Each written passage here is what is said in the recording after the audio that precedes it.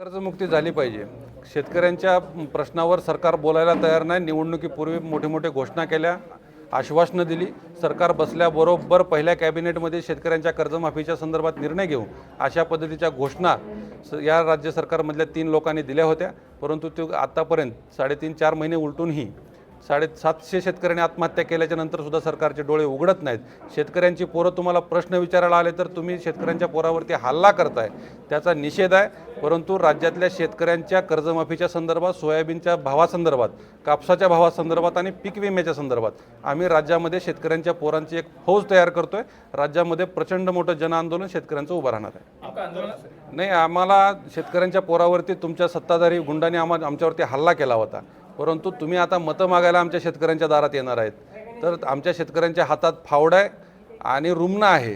तशा पद्धतीने तुम्हाला जाब विचारला जाईल, कर्जमाफीचं काय झालं, सोयाबीनच्या भावाचं काय झालं, कापसाच्या भावाचं आणि पीक विम्याचं। ह्या 4 प्रश्नाचे उत्तर जर तुमच्याकडे असतील तरच तुम्ही मतं मागायला या, अन्यथा तुम्हाला मतं मागायचा अधिकार नाही।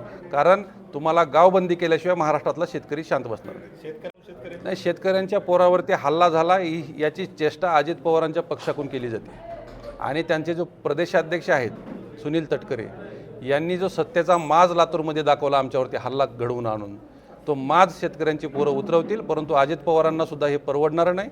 शेतकऱ्यांच्या पोरावरती हल्ला केल्याच्या नंतर काय घडू शकतं, तुम्हाला कृषी मंत्री बदलावा लागला आहे, उद्या तुम्हाला घोडा मैदान लांब नाही, तुम्हाला राज्यातल्या जनतेसमोर जायचं आहे मतं मागायला। शेतकऱ्यांची पोरं फावडन रुमनं घेऊन उभारले जातात।